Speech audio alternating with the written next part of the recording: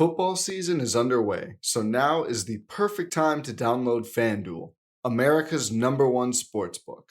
Because right now, new customers get a no-sweat first bet up to $1,000. That's free bets back if your first bet doesn't win. Just sign up with promo code BLUEWIRE. FanDuel is great because it has all of your favorite bets, from the money line to point spreads to player props. The app is safe, secure, and easy to use, and you get your winnings paid fast. So sign up today with promo code BLUEWIRE for your no-sweat first bet. Make every moment more this season with FanDuel, the official sportsbook partner of the NFL. 21 plus in select states. First online real money wager only. Refund issued as non-withdrawable free bets that expire in 14 days. Restrictions apply. See terms at sportsbook.fanduel.com. Gambling problem?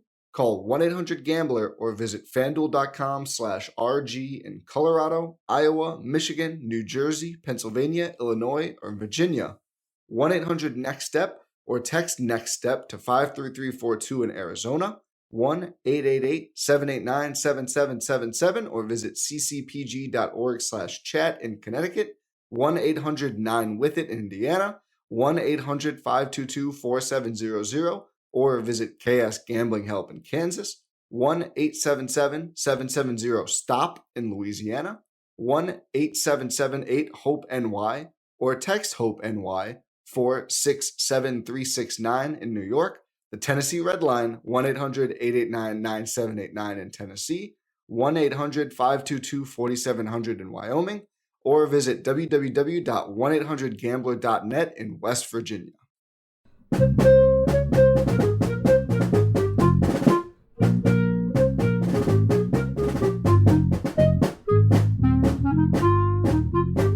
Hey everyone, welcome to The Final Four is Not on the Schedule.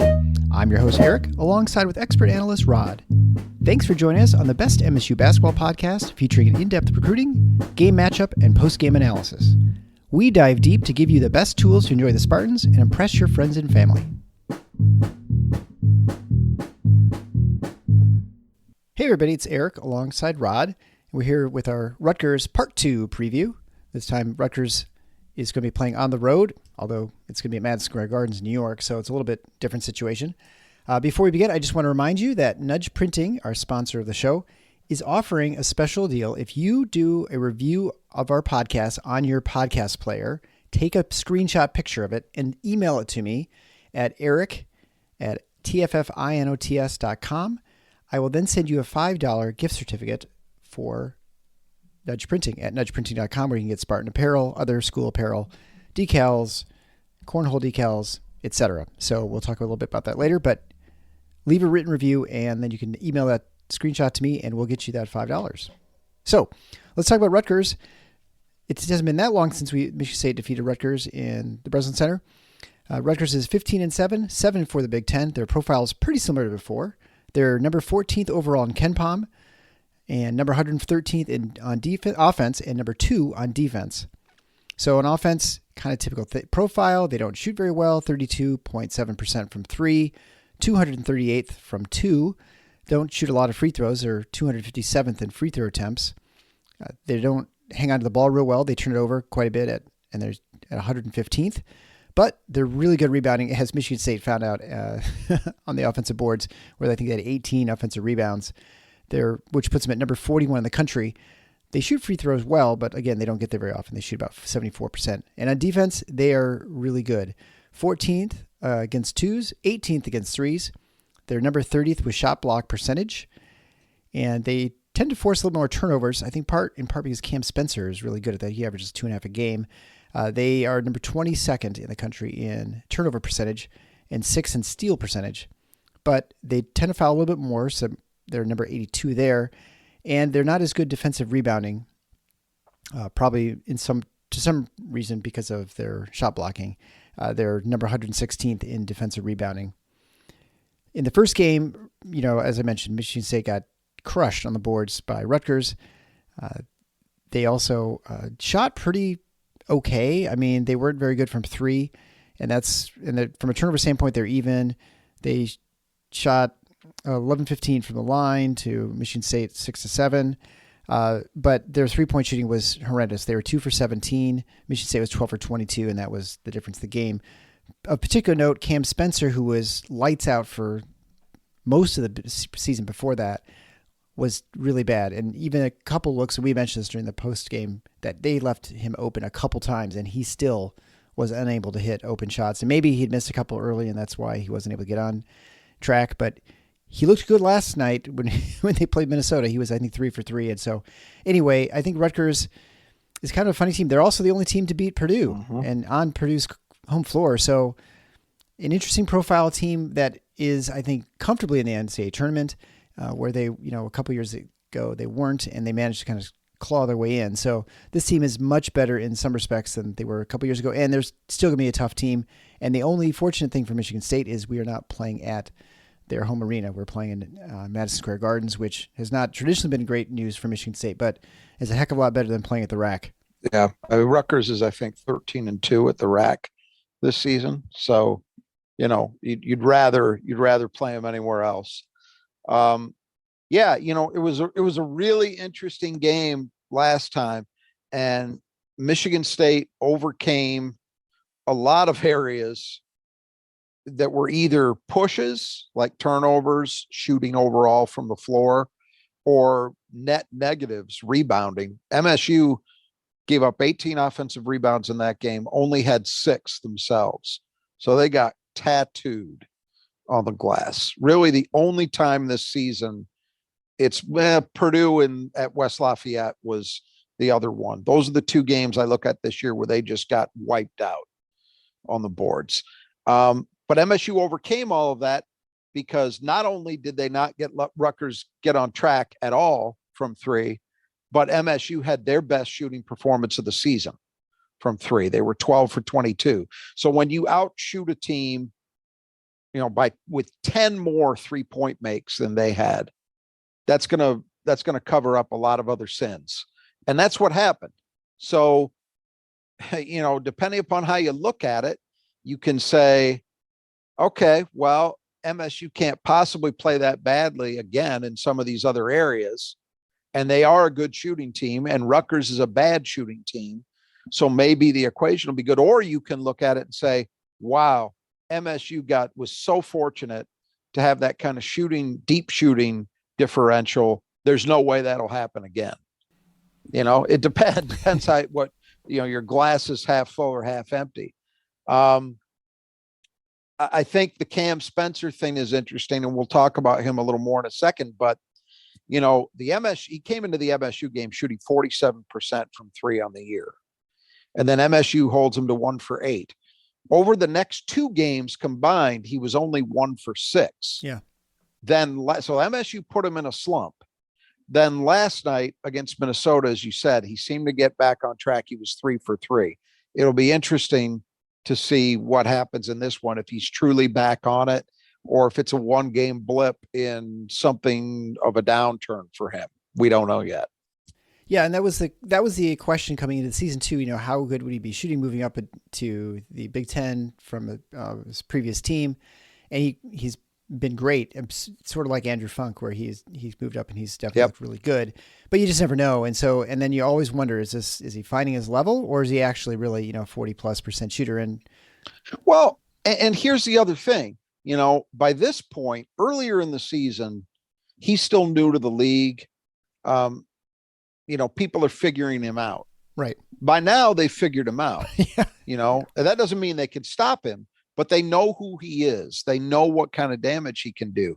And so that can alter a scouting report, mean that you start getting more attention, different kinds of attention defensively than you were before. And then it becomes a battle of adjustments. I thought Michigan State at times defended him well, but as you noted, there were also times in that game at the Breslin where he was wide open and he just missed.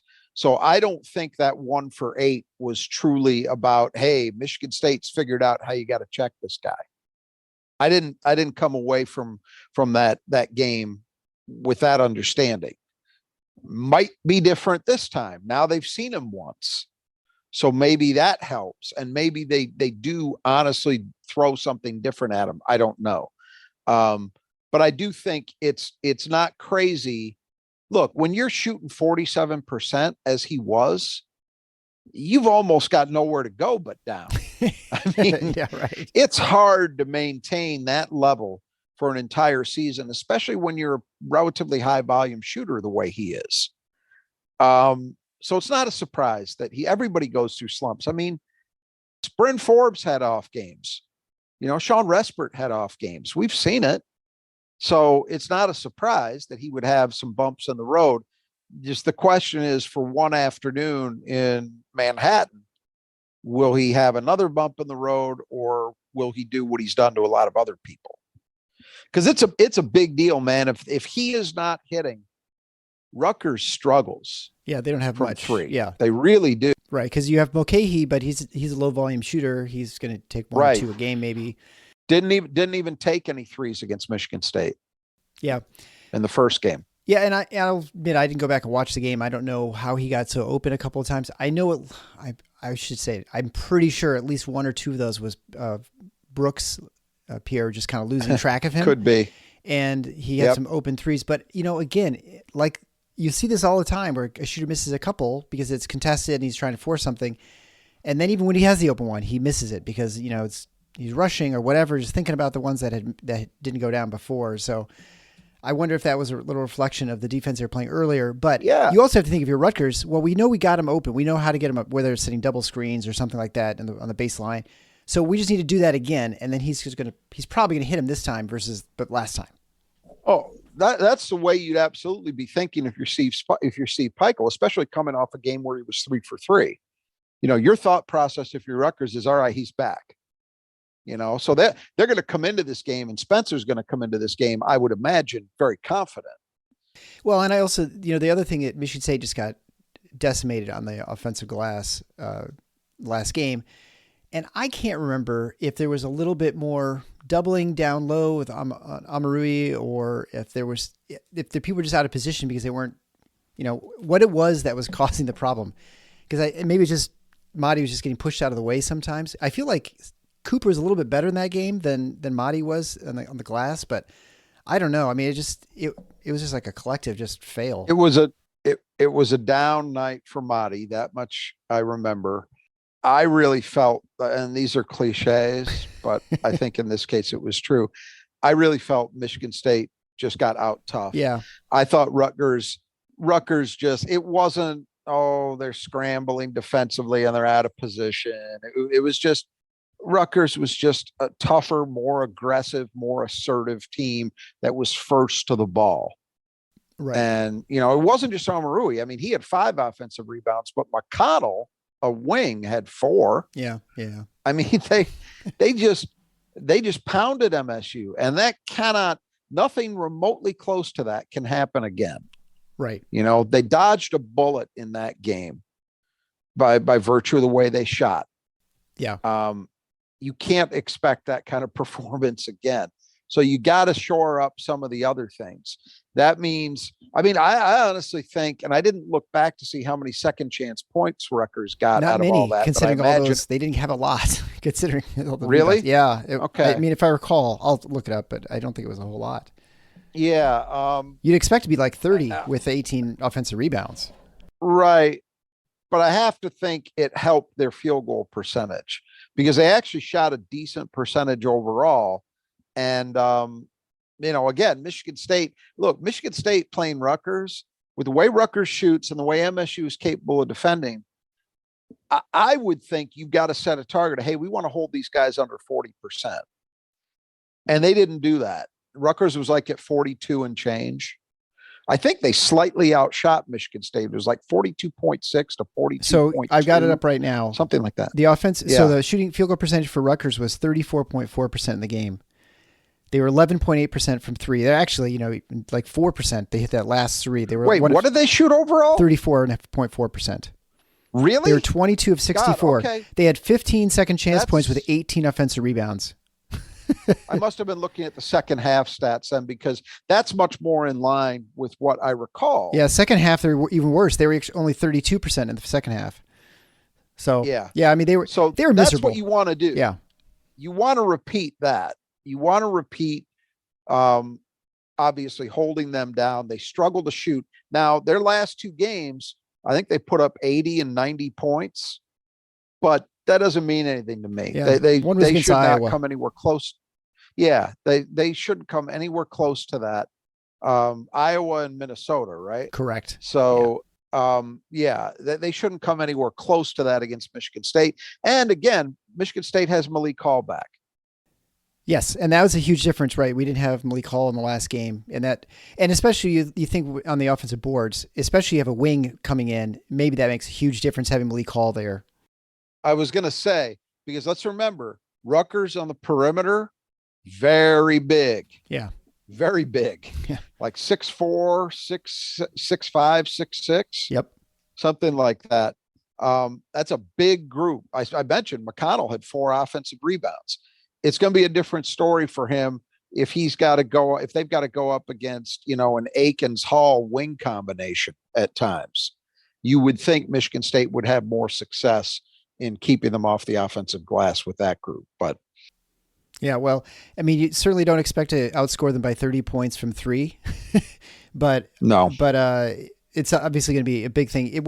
If Purdue can get rolling outside, they're difficult. They're sort of like they're sort of like Purdue, right? That they get the twos inside and then they've got outside shooting. They're a tough matchup, but so you got to get rid of one of them. They're like Purdue, except that Purdue is exceptionally good from 2 and Rutgers is awful. Yes, right. But I mean, they are tough inside. I mean, they're a hard nosed team, which is what you mentioned before. It's gonna be a rock fight every time. Yeah, and they have and Omarui is a legit post threat. I mean, he's not. Look, Michigan State held him to 5 for 13, I believe, from the floor in that game. So, your memory of that game, listeners, might be that, he was a load. We couldn't handle him because of all the rebounding, but he didn't shoot well, right, at all. Michigan State really limited him, but he is a legitimate post threat. But beyond that, look, Rutgers offensively is limited because they don't have, Mulcahy can work his way to the rim, but he's not a pure penetrating threat, right. They've got one legit post threat, and then they got a bunch of jump shooters other than Spencer who don't shoot all that well. Yeah. So that's kind of, and they're not a transition team. They don't get a lot of easy baskets. So they struggle offensively some for a reason, but the flip side of it, we've been talking so much about their offense. Defensively, this team is legit. They're all kinds of legit. That length helps them. They've got great rim protection, and they do what Rutgers teams under Steve Peichel have generally done, which is they force you to take shots from spots on the floor you don't want, with the added bonus of this group, unlike most of their previous ones, also being able to turn you over. Right. Those guards, you talked about Spencer, but McConnell is the reigning defensive player of the year. Mm-hmm. Mulcahy's not bad. They have a great shot blocker inside in the paint. There's a lot of things they can throw at you defensively, and that's why they're sitting where they are. It's the defensive end. Yeah. They make it very, very tough on you. It's amazing that they gave up 90 plus points to Iowa. Now Iowa was shooting the lights out that game too, but I don't know. It's that was obviously their bad game, and I don't know. Maybe there's something specific that they were not doing well in that game, but I feel like it was mainly just they're giving up open looks for 3, and I think it was Sanford hit a bunch too. And anyway, we'll see. I mean, you never know what's going to happen, especially since both teams are it's sort of like a road game. I wouldn't be surprised if there are more Michigan State fans than there are Rutgers fans in New York. I was thinking about that. It's possible. MSU's generally had pretty decent turnout for games at Madison Square Garden. I will be interested to see what that looks like. I was looking at KenPom and doing the prep for this, and KenPom has it as a semi-home game, which makes sense because it's not really, you can't really label it a home game. Right. And I'll tell you what, if Rutgers were to lose this, they're going to be kicking themselves. I get why they do this. It's smart from a marketing perspective. And I don't just mean, money making. In fact, that's not really what I mean at all. I mean, in terms of growing their program, Yeah. they want to be seen as the power, or at least a power, in the tri-state area in a way that they never have been historically. And so if you want to do that, there's really no better way to do it than putting your flag down, planting your flag in Manhattan at Madison Square Garden. I think everybody intellectually understands it, but you don't emotionally understand it. And even though I've got lots of relatives who live there, I was born there. I don't feel any kind of romantic connection to Madison Square Garden. It doesn't mean very much to me in that way at all, but it does to people out there. And so I get it from that perspective that Rutgers would look at this as, hey, this is a way to elevate our presence. And it's a good time to do it because, Seton Hall is, doing fine as a program, but they're certainly not kings of that area. Nope. St. John's has been at a lower level for a while now, and they don't really seem to be changing the narrative. So if you're Rutgers, I think you look at it and say, well, things are kind of Syracuse, which, even though they're way upstate, they still had a big presence in New York.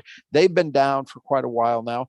If you're Rutgers, you would look at this and say, there's an opportunity here for us to make a claim to be, not necessarily New York City's team. I think that's unrealistic, but to have a bigger presence, right? So those are the reasons why you do this. But the flip side of it is you are giving up what has become a hell of a home court advantage. It's no different than Michigan State playing a game at the Palace in the old days, or at Little Caesars today, or Ford Field. You're going to have more fans. I don't even know that Rutgers knows that, but for Michigan State, you're going to have the majority of fans, but it's different. It doesn't feel like a home game. And so that's to Michigan State's advantage for sure. There's no question it comes to shooting, and the classic line is role players don't hit shots on the road, right? And we saw that in Purdue. No one hit shots on the road in Breslin. Go back to Mackey, and everyone's hitting shots that weren't hitting shots before. And you're not getting that home cooking when you go to Madison Square Gardens.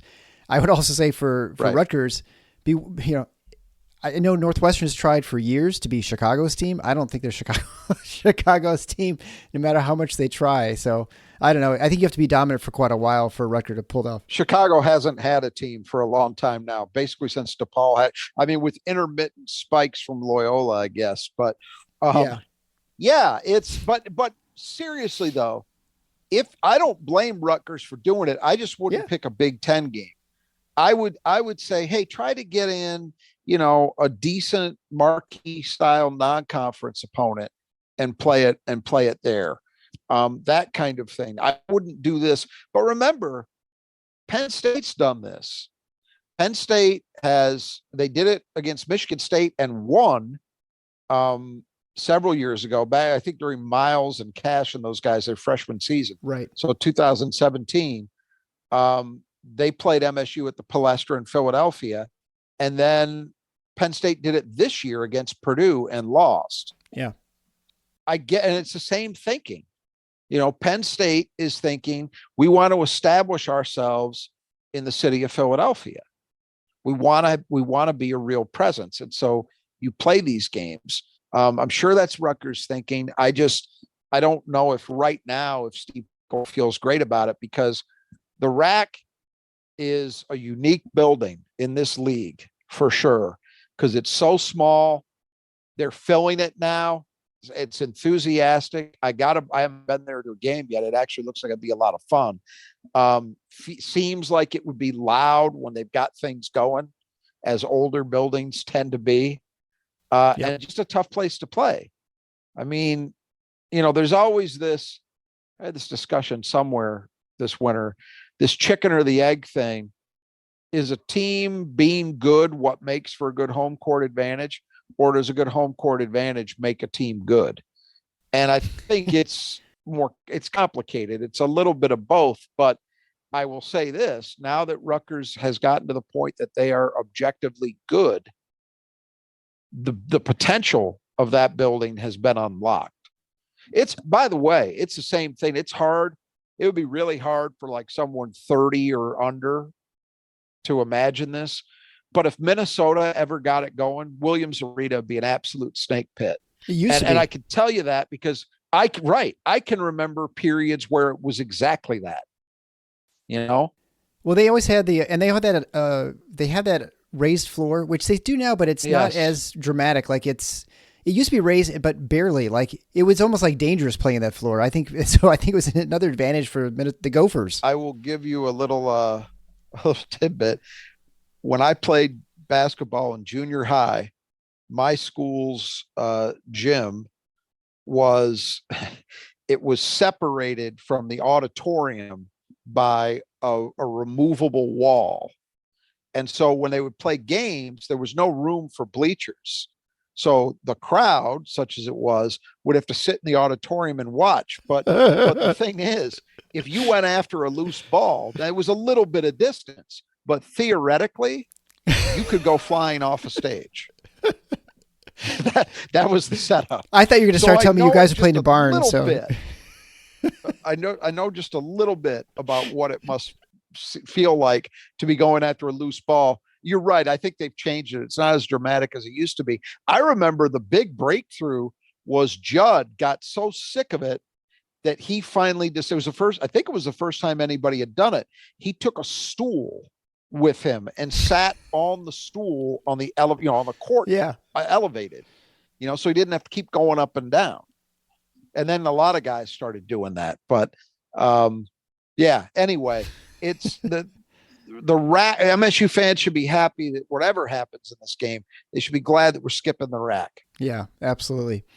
All right. Why don't we go through the starters then? We'll start with Paul Mulcahy, who again, I always want to call him Father Mulcahy. 6'6" senior, averaging 8.9 points a game on 43, 39, and 90 shooting. Grabs 3.5 rebounds a game. Has a turnover assist ratio of 3-1, or assist turnover, I should say. And he's a guy who just torched and obliterated Michigan State last year at the rack. I don't even know how many. He had a lot of points and a lot of assists and just had that team humming, and they just crushed MSU. He scored 12 points on 5-8 from the floor in the last game, but he had really struggled. He had 4 assists, but 4 turnovers. The probably most notable one where he made a pass that it was like a play they'd done once before at least, and Akins knew what the play was, picked the pass off, went down the end of the other end of the court, and just dunked. He was okay, but he didn't dominate that game. Michigan State, he is a guy who can really impose himself on a game without necessarily putting up gaudy statistics, certainly not gaudy scoring numbers. And he does it by virtue of the fact that he's a 6'6" legitimate point guard. He has great vision. His height helps him to see stuff too that smaller guards might not. And he's just generally a good passer. And so he makes their offense, such as it is, go. And if you limit him, that's going to help a lot in terms of keeping Rutgers out of whatever their best potential spot is in a given night offensively. He did not spend a great deal of time, I thought, in the middle of the lane in the first game, which is a big positive. Yeah, big positive. If you keep him out of the middle, you can limit what he does. And so now Cam Spencer, we talked about before, 6'4" senior transfer from Loyola, Maryland, and he's shooting 45, 44, 93, averaging 13.1 points a game, second in assist, and almost a 3-1 assist to turnover ratio as well. He averages 2.5 steals, like I mentioned earlier, good defender, big kid, and he was really good against Minnesota. Maybe he's out of a shooting slump. He was terrible against Michigan State, as we mentioned before, in the Breslin Center. And struggled the 2 games after that too. So he was on a 3-game run where he was 2 for 14 from 3 before last night. So do you buy that he has found himself again, or is that a temporary blip against frankly a bad team, and he'll come back down to earth and have another struggle? Michigan State would love the latter, I don't think they can go into it expecting that. He's just a good all around player, man. He's quietly, because Rutgers still doesn't get a lot of attention around the league, or let alone nationally. He's gone kind of under the radar, but in my mind, as an all around impact guy, he is certainly one of the better transfer up guys that we've seen in this league in recent years, because across the board, he's done it. He's their leading scorer. He's one of the best 3-point shooters in the country. He's a very good defensive player who is disruptive without gambling. Yeah. And he's also a very good secondary playmaker. There's not much he doesn't do well, and they needed it, because let's not forget, they lost Ron Harper Jr. Ron Harper Jr. was the man on that team for the last several years, basically every year he was there. And so Spencer has stepped into that role, and it's not like he's completely replaced everything they got out of Ron Harper Jr., but man, he's replaced a lot. And in some areas, he's been much better. So he was a key addition. He's a key to this game, because he's the one guy offensively that I think can change it for Rutgers, depending on whether he's on or not. Yeah, absolutely. Yeah, he's someone one you can't lose track of. And to your point, he is their main outside threat, right? If you can shut him down, theoretically, you should pretty much stop the 3-point threat from Rutgers. Caleb McConnell, 6'5", senior, averaging 9.8 points a game on 42, 21, and 79 shooting, getting 5.5 rebounds per game, kind of to your point earlier that he was really great on the offensive glass for them against Michigan State.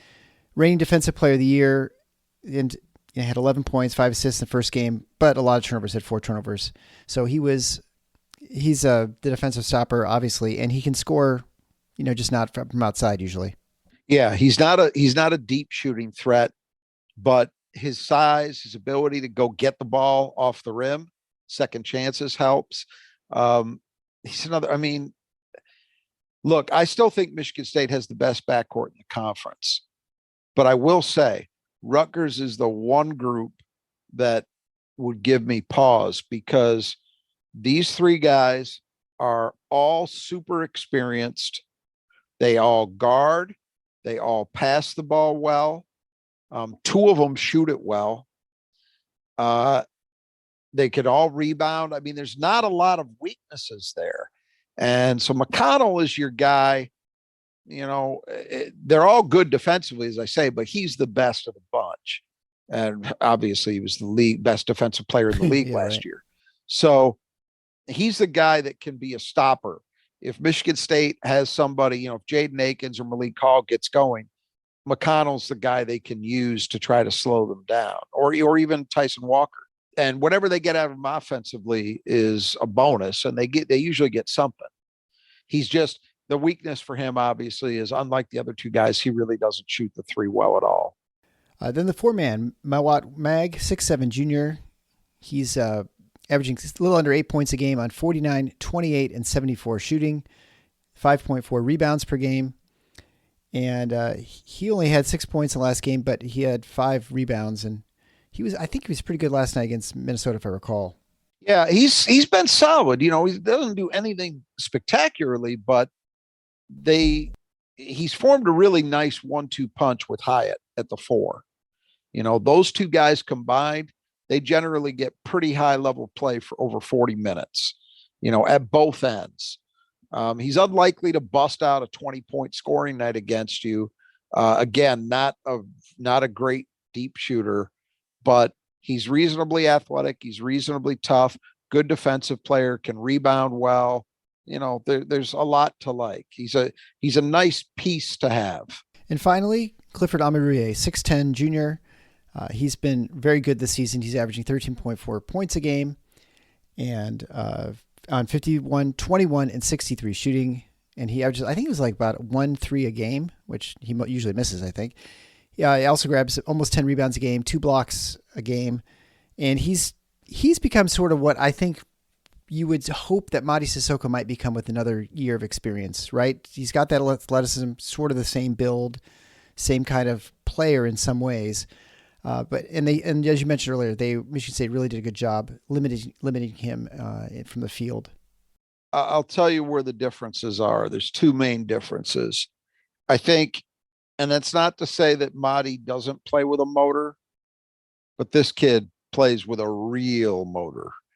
Madi would have to grow some in that area to match his energy level. And then he's actually got a developed post game. Mm-hmm. Madi shows signs of it, but it's not nearly as consistent. So I hear you. That's kind of what you would hope for. You would target that if you were him, but he's not there yet. And they are the same class, so it's a fair comparison. They're both third-year juniors in their respective programs. He's the guy who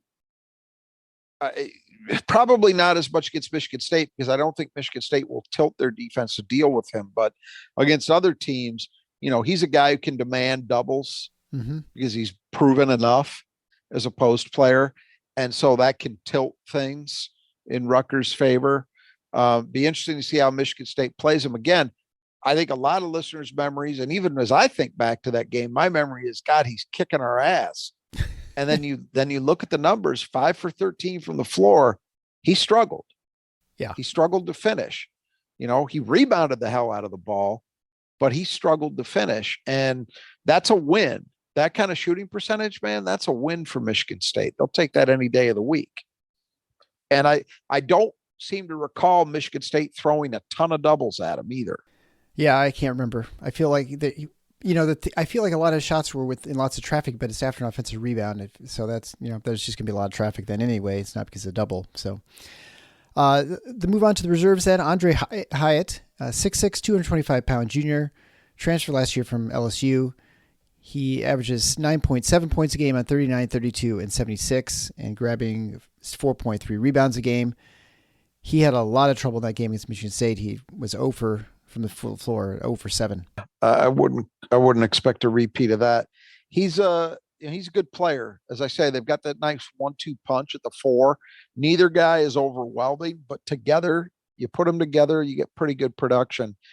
At his best, he's a little more of a shooting threat, but he just hasn't been consistent at all with the 3. So that's limited him some, but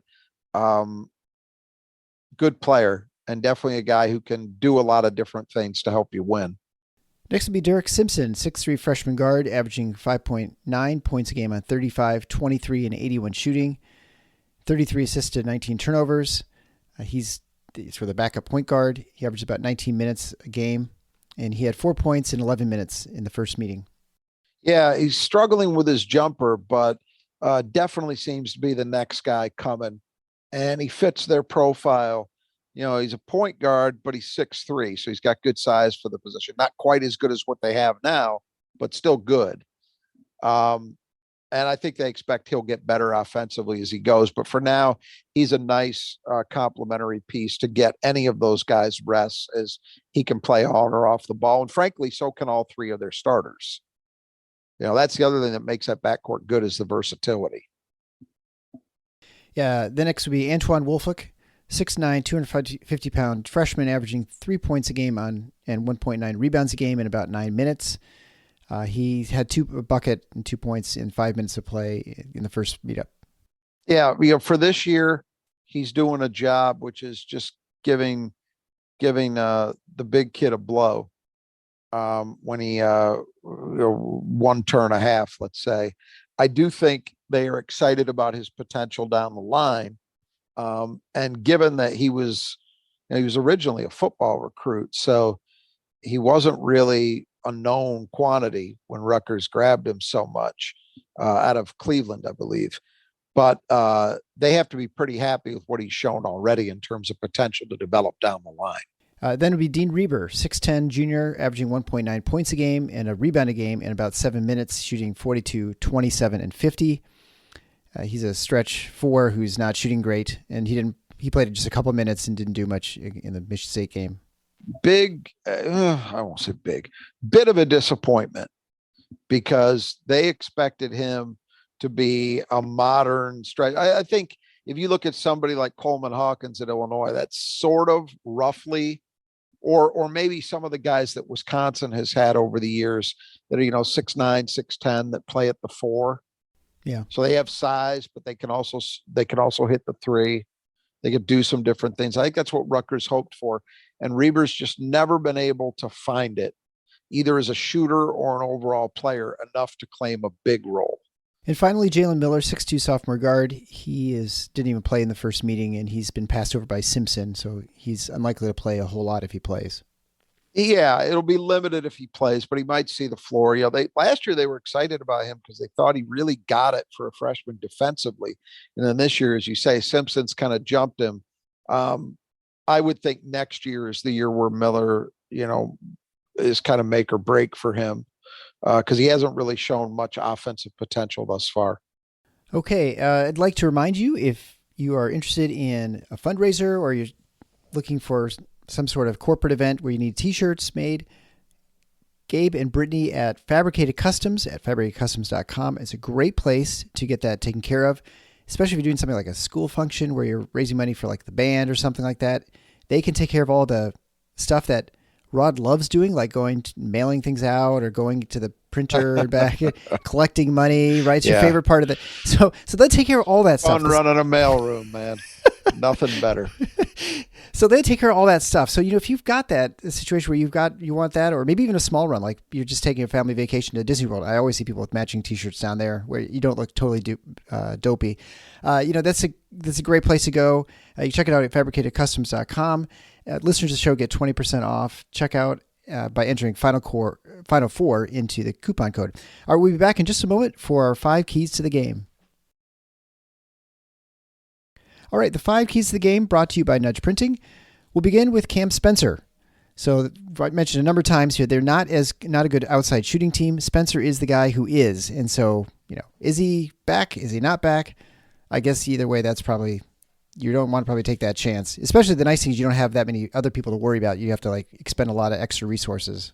Yeah. And again, potentially a big deal that you have Malik Hall back in. And the good news is, we're recording this on Thursday evening. Tom Izzo this afternoon mentioned that Malik Hall is back fully practicing and really feels like he's turned a corner, which I take to mean the pain that he feels, like the day after activity is no longer significant. So that's a great sign. They just need to keep him there. But don't step on any feet. Having another defensive option with size is a big deal. I think Malik, he's not going to start the game, but I think Malik is a guy, if Spencer gets going with Malik's ability and Spencer's not like a pure burner. So I don't think you have to worry about, oh God, he's just going to torch. I mean, Malik hasn't been really torched by anybody this year anyway. So it wouldn't worry me even if he was, but Spencer's not a guy who's, constantly driving the ball and looking to get to the rim. That's not really his game. So as a shooter, having a 6'8" guy, that kind of length should help. I mean, if they need it, I obviously without Malik, they did a decent job against him. Not as good a job as the numbers would suggest, but still did a decent job with him. They got to do it again. How that happens remains to be seen, but I know this. He's the one guy on that team that Michigan State cannot let get open looks. If he's going to make shots, you got to make him prove it through contests. And if he hits a shot that's well guarded, so be it. But that's for 40 minutes. That's where they've got to be, because Spencer is the guy who can change the game for Rutgers offensively. He just, if he gets rolling, then you're worrying more about him. That's going to open up stuff for other people. And again, he's a good passer himself. So he can take advantage of extra attention being paid to him, Yeah, and you worry about things like, if Brooks comes out, I hate to pick on him, but he did have some problems that game. And then suddenly Cam hits 1 or 2 of these, and now suddenly he's feeling it, and that changes the complexion of his game. And then even though Brooks may be out, now he's a lot tougher cover later in the game, right? Yeah, this is not a game I want to see Pierre Brooks getting much of Cam Spencer at all. If you can tell me that Michigan State is going to, one way or another, have one of Hall, Akins, Hogard, and Walker guarding Cam Spencer, I can live with that. That's a pretty good foursome. And I mean that, not that all those guys will be primaries on him, but through switching or whatever, that it's going to be one of those guys at all times. That's great. You live with that. So number 2 key to the game, threes. We already mentioned this before. Michigan State shot 12 of 22. Rutgers was 2 of 17. It was a 30-point advantage. Michigan State needs threes to be effective in any game scoring, but they need to be, they definitely need him in this game. You can't have, what happened at Purdue. Michigan State shot 50% from three. Oh, that's the good news. The bad news is they only got 10 attempts. Yeah. The shot attempts have to be healthy. And that's easier said than done against this team. It got kind of lost in the shuffle, but somehow Michigan State got 22 threes up against Rutgers in that first game. They hit 12 of them. That grabbed a lot of attention. But maybe the bigger number was they got 22 attempts. Yeah, right. Rutgers does not typically give up that many looks. They're very good on a percentage basis as well, defending the three, but we know that's somewhat luck related and transitory. If you are limiting attempts, that's a much more transferable stat. And they've generally done well in that area. So Michigan State has got, and look, I think part of the problem against Purdue, Purdue sold out a little bit more. They played a higher, tighter line on the perimeter and all that. But I thought, even though Michigan State shooting numbers were very good in that game, I thought that Michigan State was still stagnant a lot offensively. Not a lot of ball man movement. That can't happen. Their ball movement against Rutgers was outstanding. It was part of the reason why they shot so well. That needs to be the case again. They've got to be moving with more of a purpose and just executing the offense at a much higher level than they did against Purdue. Yeah, I feel that I think Hogard was really good in that game, and he was able to get in and that was part of the reason. And maybe it was his last really good game against Rutgers, and then since then he's not been quite as good. I feel like that was the case, but yeah. So the number 3 key to the game is maybe the most obvious one after the first game is defensive rebounding. Rutgers was just, prolific on the offensive boards. And so you can't let that happen again because they're unlikely to shoot 32% in this game from the field. Well, or even if they do, you just can't, you're unlikely to go 12 for 22 from three. Right. Exactly. So it could turn into a rock fight then. And in a rock fight, the team that's getting more attempts is probably going to win. So they just got to be better. And look, Michigan State, for the most part this year, I give them credit. They've been much improved over the previous couple of seasons as a defensive rebounding team. But we've seen a couple of these moments. The first Rutgers game was one. Their most recent game at Purdue was another where they just really struggled. And they can't struggle in this one. They've got to be a lot better. Number 4 key to the game, turnovers. Rutgers forces turnovers. Michigan State is not turnover prone this year like usual, but in a game where probably every possession is going to matter, especially if you're maybe losing with extra opportunities with rebounding, you have to make sure you don't give them even more opportunities with turnovers. And coming off a game where they had 14 against a defense that doesn't ball hawk in Purdue. The first game against these guys, MSU did a great job. They only had 10 turnovers.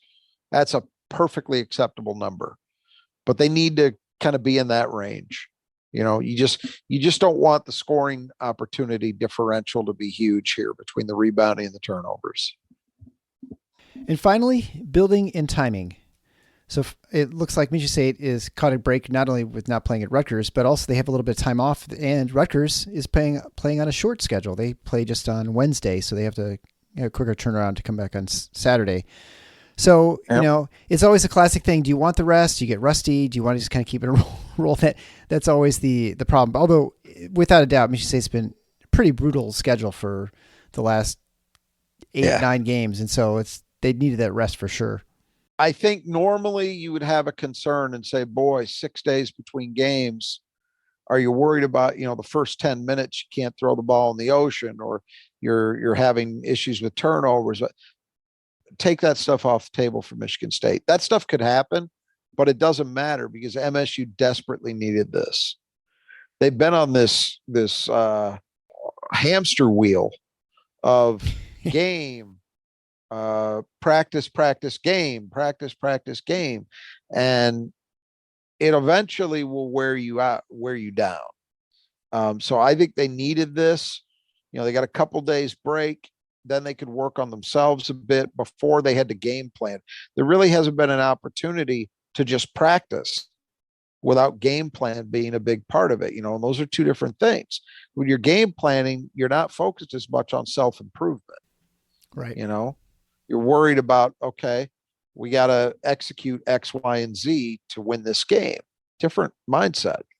So very important, I think, for Michigan State to get this break.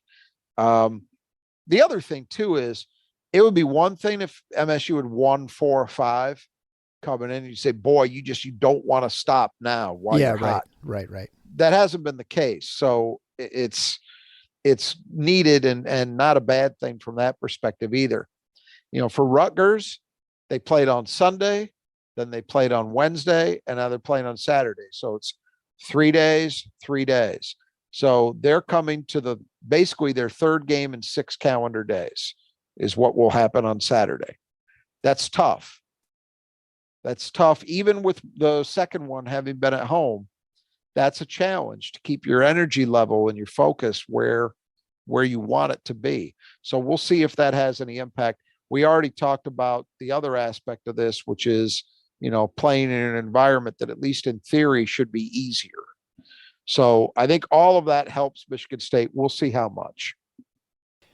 Yeah, and you wonder too how much Rutgers has been made right by playing Minnesota, because I don't know that you take a whole lot away from that game. The previous game they got blitzed by Iowa, so I don't know if they're going to be feeling great about themselves. Yeah, on the one hand, you could say, well, look, just like we talk about with shooters, seeing the ball go through the basket a couple times helps. Having a game where your offensive continuity was there and you shot, I think they were plus 60% from the floor for the game as a team. Yeah. So they, just seeing the offense work can build confidence and make you feel like you're getting it going again. But yeah, not even just that Minnesota's not a good team, but the game got out of hand. It wasn't a competitive game. So you wonder about the sharpness coming out of that. We'll see. I don't think there's a hard and fast on how any of that stuff works, but it's worth considering how much benefit did they really get out of that. Not a key to the game, but I wonder too if this is a little more opportunity for Hogard, especially to get inside the lane and maybe even attack the basket. You don't have Edey there this time. They're definitely shot blockers at Omoruyi, but I think there's probably going to be more opportunities to get things going there than there was in the past. Yes. And he might actually get a foul. Yeah, it's a big game for him. I'm sure he and Tyson both treat it that way, being East Coast guys, Madison Square Garden. I'm sure he'll have a lot of family down for that one, and he'll want to play well.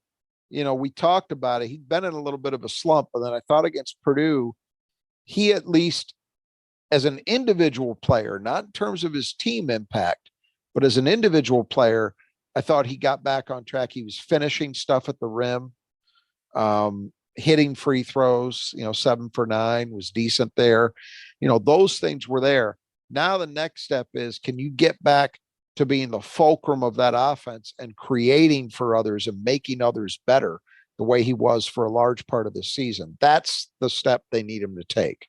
All right. Well, I think we'll wrap it up there. We'll be back after the game on Saturday to give our assessment, and then it'll be a short turnaround until we go to Maryland as we go to the back end of the schedule. And this is the first game of what you felt, and I think even Graham Couch agreed with this, that this feels like this might be the beginning of a run, or at least a more manageable schedule, and the time for Michigan State to get better and prepare for their March run in both the Big Ten tournament and the NCAA tournament.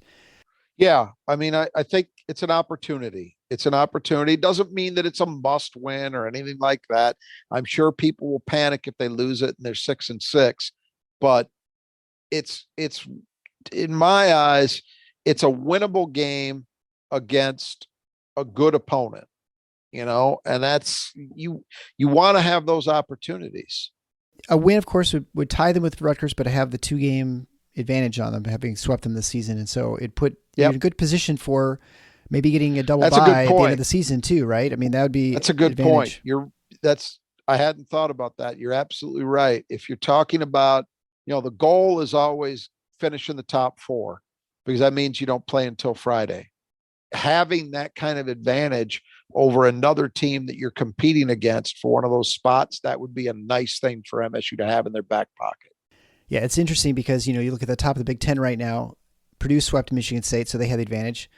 Michigan State was swept by Northwestern, and, they just play one time. Same thing with Illinois. And so, there aren't a whole, at the top of the Big Ten, you want to make sure you get as many of these wins as you can. And there aren't many opportunities besides Rutgers and then Illinois. Right. And they already lost to Indiana. They could get split, one more maybe, back, but no, you're right. You're right. And we'll see if it has any meaning, but there's certainly no harm in having that advantage if you can get it. No, without a doubt. Yeah. All right. So I would like to remind you that we are having an Ask Me Anything show coming up soon-ish, like within the next week or so. So head on over to our website at thefinalfoursontheschedule.com or tffinots.com. You can register to get email alerts, but also you can leave questions there on Ask Me Anything for either Rod or me on Michigan State or whatever, and we'll get to as many of those questions as we can over the next week or so, again, once we have a little break between the schedule. As we've got now, as Michigan State has a few days break, we do too, so which is kind of nice. So until next time, the Final Four is on the schedule. Go Green.